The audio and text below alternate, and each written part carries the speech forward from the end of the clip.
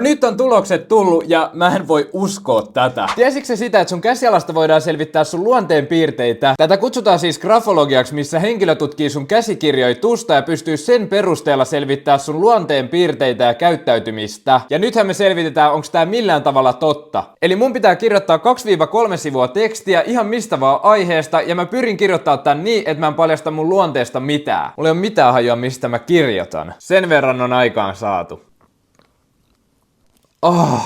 Sattuu käteen. 2 sivua tehtynä. Sitten vaan näistä sivuista otetaan kuvat ja lähetetään sille grafologille, niin sit sieltä tulee myöhemmin se analyysi. No nyt on tulokset tullut ja mä en voi uskoa tätä. Mä oon lukenut tän läpi ja pakko myöntää, että mä oon yllättynyt tästä, miten osuvia asioita tässä on nostettu esiin. Pitää todeta, että mä olin alkuun aika skeptinen tätä kohtaa, mutta kyllä tää osoittautui hyväksi. Tässä korostuu paljon asioita luonteesta, mutta myös tunteista. Mutta mä voin oikeasti suositella kokeilemaan tätä ja mä uskon, että sä tuut yllättyä tuloksista.